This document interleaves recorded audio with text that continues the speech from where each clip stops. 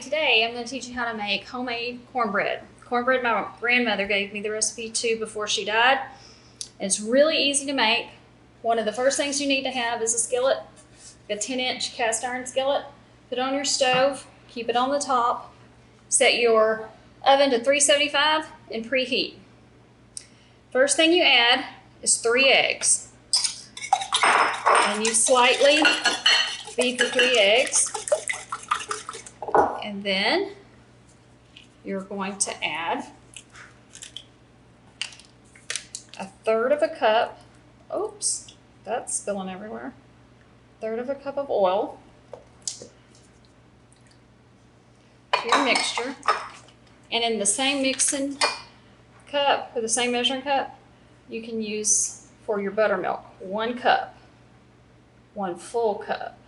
A lot of times buttermilk sticks to the side, so I like to put the oil in first, then the buttermilk, and it helps the buttermilk to come down off the sides of your measuring cup. I'll stir this around a little bit. It doesn't have to be mixed completely, just get it a little bit incorporated. Now, it's important to never forget the salt. I forgot the salt. It's a mess. You just have to throw the whole cornbread out. I wonder why salt is so important to foods. Leave it out and you'll see why. So 1 teaspoon of salt and 1 teaspoon of baking powders. Okay, see? Baking powders. Because you're also going to add 3/4 of a teaspoon of baking soda. This is very important. 1 teaspoon powder, 3/4 of a teaspoon of baking soda. You don't want to mix that up because you'll taste the soda a whole lot more. So about 3/4 of a teaspoon. Mix this together. Okay, here's something I do. I add 2 tablespoons of sugar. Not everybody does. If you don't like sweet in your cornbread at all, omit this part. If you do like it sweet, a tablespoon, 2 tablespoons of sugar is fine. It's not that it makes it like cake or anything. It just gives it a little tiny bit of sweet flavor. Now in here where I spilt my oil is some flour. That's 3/4 of a cup of all-purpose flour. All-purpose, not self-rising. You want all-purpose. This is your cornmeal, 1 full cup of it, and then incorporate. This is very important when you get this mixed up to just incorporate it. You want to let it set. Don't stir it again. Even if it looks like it might need to be stirred, don't. Get it completely mixed like that. Can you see that okay? And then leave it. You want cornbread mix to set 3 to 5 minutes. You need to let it rest. You need to let all these ingredients do their chemical reaction. It'll rise just a hair in your bowl. You'll see it. Leave it that way. Don't come back and stir it. Now, the next step you're going to do is in your cast iron skillet, you're going to heat oil. You want to bring the camera over this way? Okay, so what we're going to do here is we're making old-fashioned cornbread in a skillet, so we want to burn some cornmeal into the skillet. Okay, that's going to make a nice dark brown crust on the bottom of your cornmeal. And to do that, you will add oil to your pan, just enough to coat the bottom. See? Now, we're going to turn it on high, or medium high, because you want to watch it close. It can burn really fast if you're not watching it.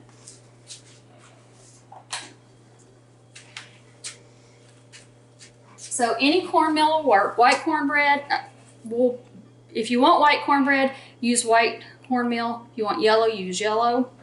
If you're going to use your cornmeal to make your cornbread for, say, Thanksgiving dressing and things like that, I recommend the yellow just because it has a nicer color, but the flavor is pretty much the same. When I make cornbread to use in dressing at Christmas and at Thanksgiving, I never put sugar in it because you don't want the sweet at all. You want it to only be savory. So just keep that in mind.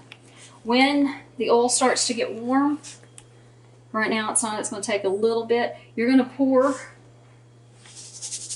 You're going to sprinkle a good dose of cornmeal in the bottom of your pan. And you're gonna, while your cornbread mixture is relaxing or resting, this is gonna be browning. So you kind of have to have them going at the same time. You wanna make sure they stay close together. You don't wanna walk over to the other side of your kitchen to get your cornbread, because when you do, this is gonna burn. So you need to have everything close at hand. And you just turn this in the hot oil, hot grease. You can even use bacon grease right here if you want a little bit of a bacon flavor in your cornbread. So as that sits and cooks, it will start turning brown. And you'll start to smell like popcorn popping. That's the smell that you want, okay? And you see here how it's bubbling? When it starts to bubble, you know it's starting to brown each of the little kernels of cornmeal, and that's the idea. Is to kind of keep it turning to get it dark, but not scald. Now, if you scald it, it's not a problem. You can always just throw it out. Or you can pick it up, and it usually comes up in clumps. Throw it to the side. It's not gonna hurt anything, because the idea is to have the bottom kind of burnt anyway. So there's really no messing up. And when we eat cornbread, it's usually served with beans or soup, gumbo, things such as that. And it's so fast and easy to make that when you're learning to cook, that's one of the best things to teach somebody, because they feel like they've really accomplished something and it really didn't take a lot of effort.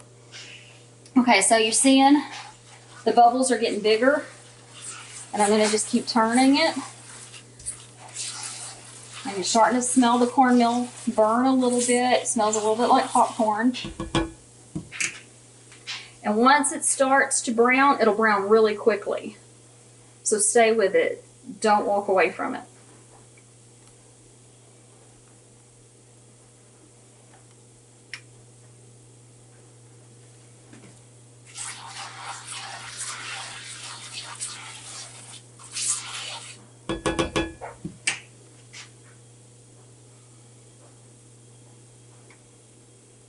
I don't know if the camera can see the smoke rising from the sides of the pan, but that's letting you know that it's starting to burn a little, and that's what you want.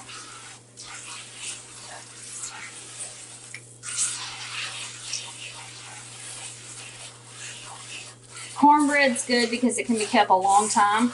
You can keep it for, you know, a week in your refrigerator with no problem. Reheat it in the microwave with some butter. Some of the old timers, or people like my cousin Shauna, like to eat it soaked in buttermilk, and that's up to you. But with these recipes, I want to share what I know from my grandmother's generation, which is a little bit lost nowadays. And I lost a lot of my recipes during the flood that were on paper. So I feel like this is a way that I can keep the recipes going in the next generation without having them have to be rewritten down or given to my kids out of my cookbooks, because you just don't know whatever is going to happen.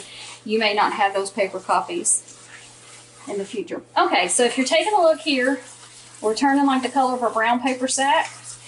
I like to have mine darker than that. I literally like to have mine like almost black on the bottom to give it a good crust, so that when you cut it, you can hold it in your hand and it won't fall apart. Literally pick it up and eat it like a piece of pie in your hand. Okay, and to get that consistency, it needs to be kind of thick on the bottom, so you need to have a little bit of a burnt crust. Okay, you see how it's darkening up now? That's what you want. So when you get to this point, your mixture has rested. See, it kind of bubbled up, kind of a little bit puffy.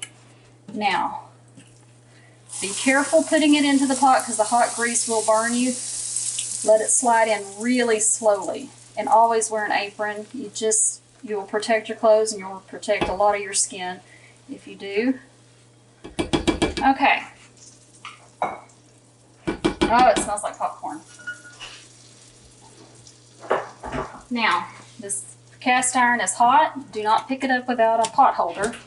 Put it in the center of your oven, and it's going to cook for about 25 minutes. So set your timer for 25 minutes, and when it's done, you'll see what it looks like. Okay, it's been 25 minutes. top of my cornbread is golden and it feels firm to the touch, and that's what you want. So according to your oven, it may cook a little slower, it may cook a little faster. Just keep an eye on it, anywhere from 20 minutes to 26, 27 minutes, depending on how brown you'd like your cornbread to be. Now, you can serve it inside, just cut it like a pie, but we always, in our family, turn it out onto a plate. When you do that, you have a pot holder for your iron skillet and a plate on top, and you flip it over and there you go. This is your cornbread, and you see how it has a nice thick crust.